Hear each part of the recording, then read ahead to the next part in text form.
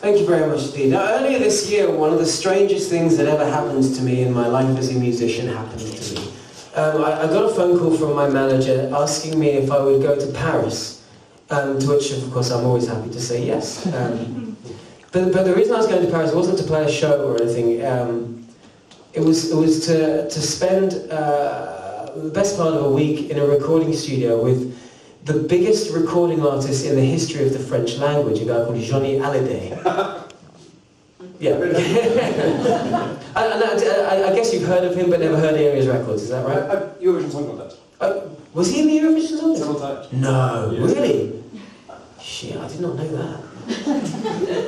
Oh, that's really lowered him in my estimation. So I kind of thought he was a pretty cool guy. Anyway, for those who don't know, Johnny Hallyday, he's the French Elvis. His career started in the 1950s, and he emerged around the same time as the birth of rock and roll. But the difference with Johnny is he's still going now, and his popularity has never waned in France. And for that matter, in French Canada as well. He's a massive, massive deal, and he sold 130 million albums. Only to French-speaking people.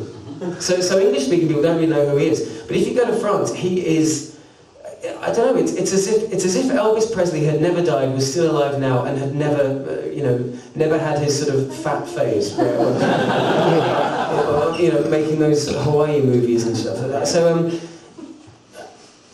I hadn't really sort of fully comprehended what a big deal it was for anyway. So I was going to spend this time in a studio with him, trying to coach him in singing in English, because he hadn't done it before, except like once in I think the early 60s he'd recorded in English, but he's decided at the age of 69 that he really wants to break into the English-speaking market. And he speaks English very, very well, but he sings with a very, very strong accent. And what I didn't realise before I went is that there are some noises that English people can make with their mouths, and American people, for what it's worth. You guys don't speak quite correctly as well. And as for the spelling, that's a whole other matter. But anyway, but we in our vernacular we have a certain sort of certain consonant sounds like the letter R, the R sound, which it's not in the French language. So French people can't go R. So the song that we were trying to work on, what was the word that it had in it? Like street, true, that was it, true. And he pronounced the word true, twoo. And it was kind of a little bit silly sounding. Still I know it's twoo. And so my job was to essentially try and coach a proper English letter R out of him, and it just wasn't going to happen.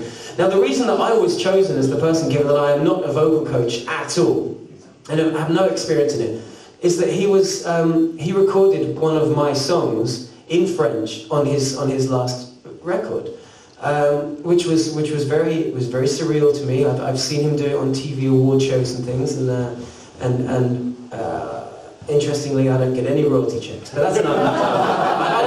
I don't want them. It's fine. It's just really nice to see this crazy looking French pensioner singing French words to a song that I wrote. Anyway, this is my version of that song in English.